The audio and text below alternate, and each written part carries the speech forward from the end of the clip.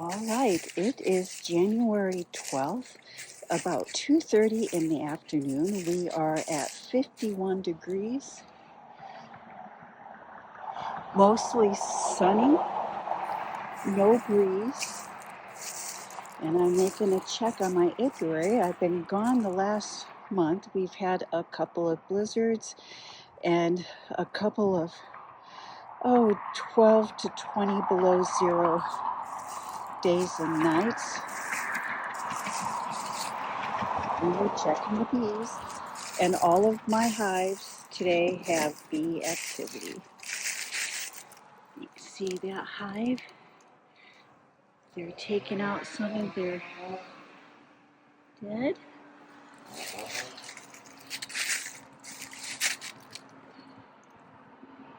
This hive, girls are happy. And this hive, there isn't a lot of activity, and I believe that that is because of the opening. But you can see that there are bees coming in and out.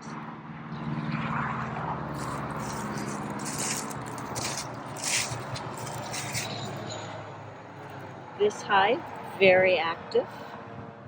Girls are very happy. And you can see a little bit of that bee waste. They are coming out and doing their business.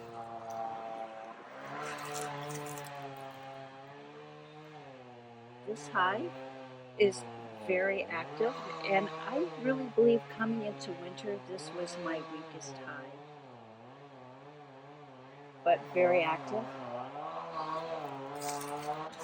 This is my most active hive, but this was the strongest hive coming into winter.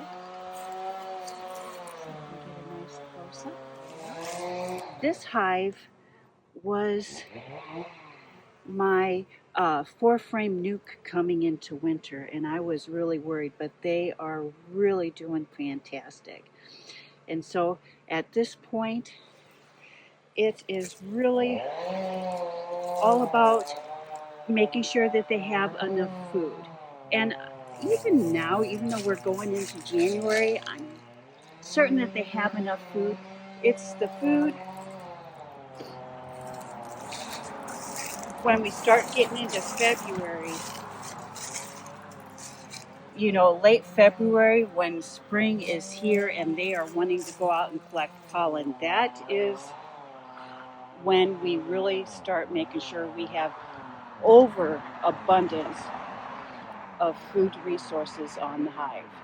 But I am going to open up at least 3 of them today just to check on their food resource and look to see if I need to put a sugar board on there. So I have not been in these hives since November.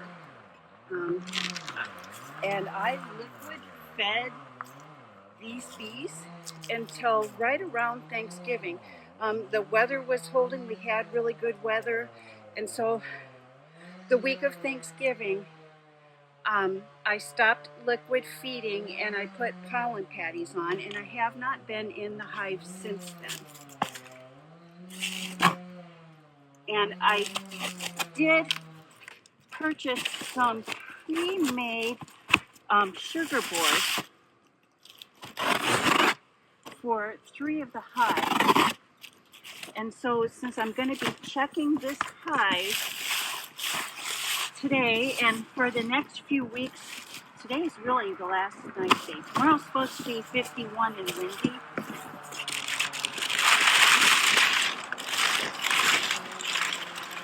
Tomorrow's supposed to be 51 and windy, so it's not a good day to get into your hives when the wind's blowing.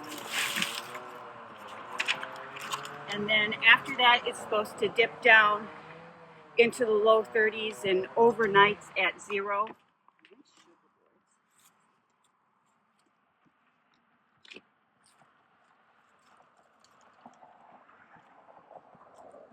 And so you can see on top of here, I have a foot box.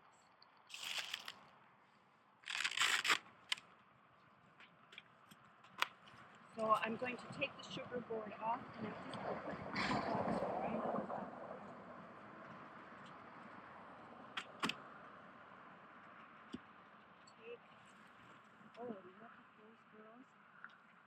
look at them.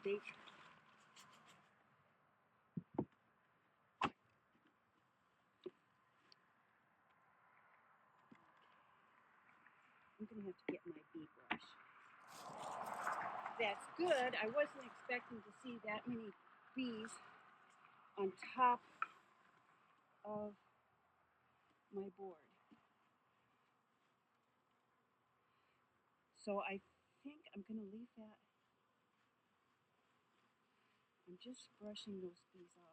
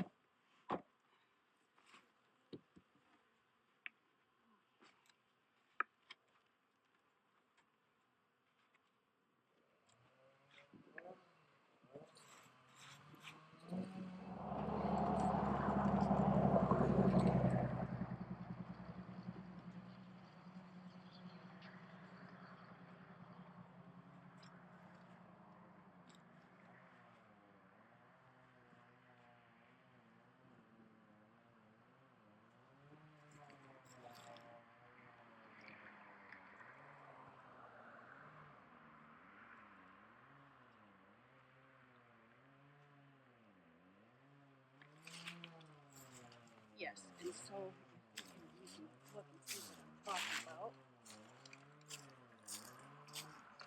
So I'm going to wait a few hours until they're away from the front of the entrance there, so I'm not smashing them. So ideally with this sugar board, you would not want your top cover on there. But since that top cover was just full of bees on the top and the bottom there, so they can still get up into that sugar board. But I'm not going to put the insulating wrap back on until the bees settle in for the night. After they've settled in for the night, I will come back out and put that cover back on. The other hive that I want to put a sugar board on today is that little 6-frame nuke that I went into winter with. Because I linked my lesson with the other inner hive cover on that, I'm just going to put it right under the quilt box. But the bees, if they need this sugar, they are going to be able to get into the sugar. David Burns sugar boards. And these are really nice sugar boards. They came prefabbed. This is my first year using sugar boards. And so I only ordered 3 to see how they go. David Burns is really good when you order from him, making sure that you have what you need when you order. So I ordered these sugar boards, was it in September, but he did not ship them out until November. But again, now it's January 12th, and I'm putting them on. And it's not necessarily that I think that I need to put them on, but since I am doing a hive inspection today, and it's going to be a few weeks before I'm able to get in and do another hive inspection, I'm just putting them on. Really, when you're feeding your bees, you should start your overwintering with enough feed or enough food resources in your hive to get you to spring. And so it wasn't until February of last year that I was worried about the resources.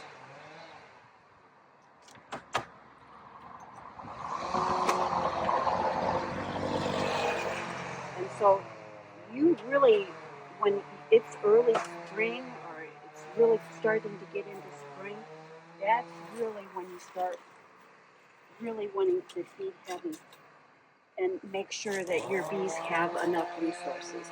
I'm not going to open up that hive cover, but you can see I have a nice cluster of bees up there. I'm just going to put that sugar board right on there, just like that.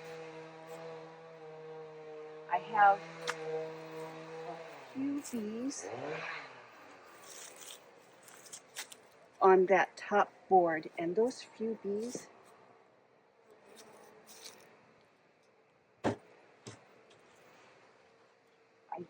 I just want to get my broom and shake them off at the entrance.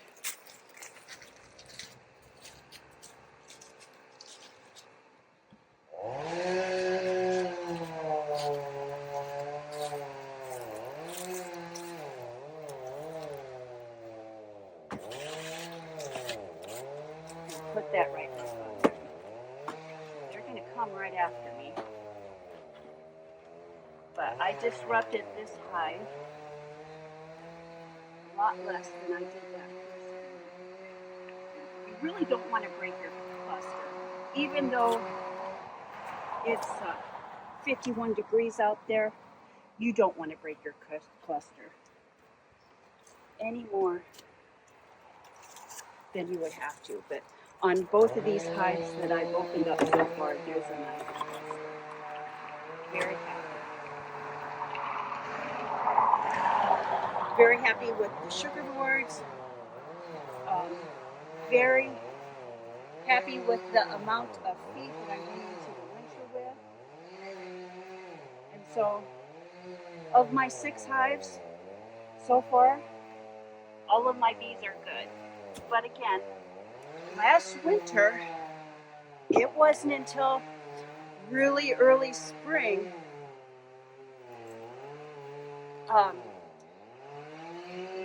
really early spring last winter, we got a really deep, hard, cold freeze. I mean, we got to like 30 below zero.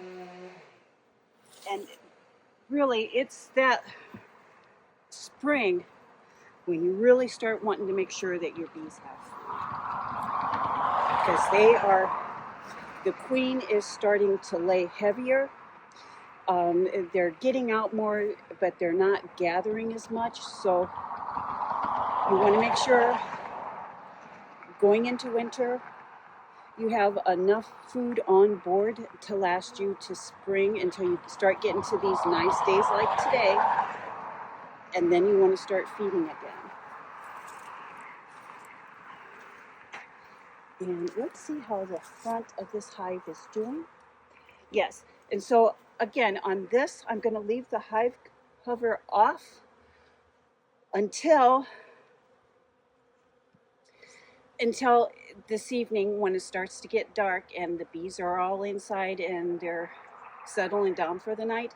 Then I will come out and I will put the insulated hive wrap back on.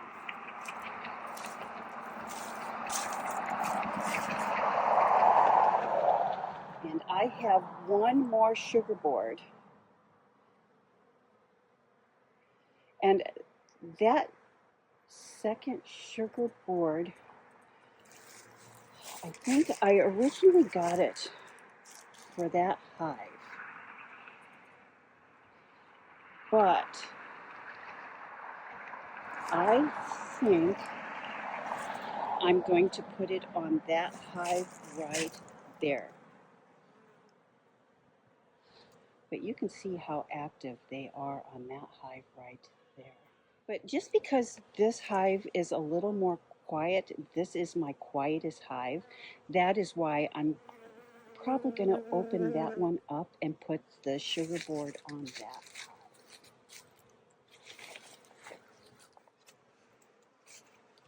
So again, I selected this hive simply because it's a little more quiet and I'm a little curious to see how the cluster is inside.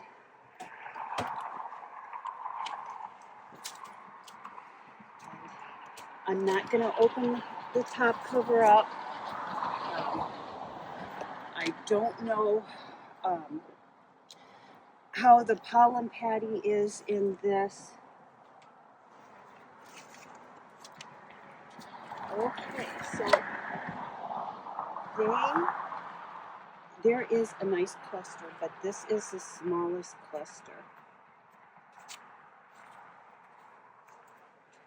And because I don't want to disrupt this cluster, can you get a good, let's see if we can get a good view of that. You can see they're clustering in top there. But again, this hive, I don't want to disturb that. And since there's that opening, if they want to get up into that sugar board, they're going to be able to get up into the sugar board. So I'm just going to put that sugar board right on top of there, just like that. And again, I like the insulation on top of this sugar board. Right there is the sugar. And so I really don't have to disrupt this hive much at all. And on this hive, I didn't have a quilt box, and I just had this piece of insulation up on top of there. And I think I'm going to leave this insulation up on top of there. Just put the top cover off. This is one of the top covers that I made, and I really like when I made this top cover. You see how deep that is? You see how deep that is? And I really like that. You might, I think I have that video posted on making this top cover, but I did want a deeper top cover. So on top covers, a lot of times when you order them or they're pre-made, they have a really, like this one here, has a really thin top cover. So it really doesn't give you a lot of wiggle room on the top. So especially if you live in a colder climate like I do, and you're wanting to insulate the top of your hive, you do want a deeper top cover. And I'm really happy with that. And so I think in the future, I'm probably going to make all of my top covers because I do like the deeper top cover. And I did not have aluminum or tin to put on top of this top cover. So I had some aluminum contact paper that I used.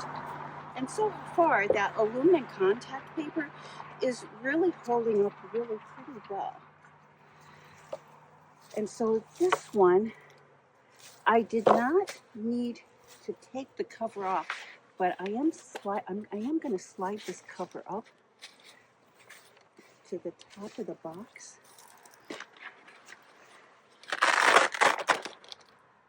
Try to put it on that pretty thick so that opening stays uncovered.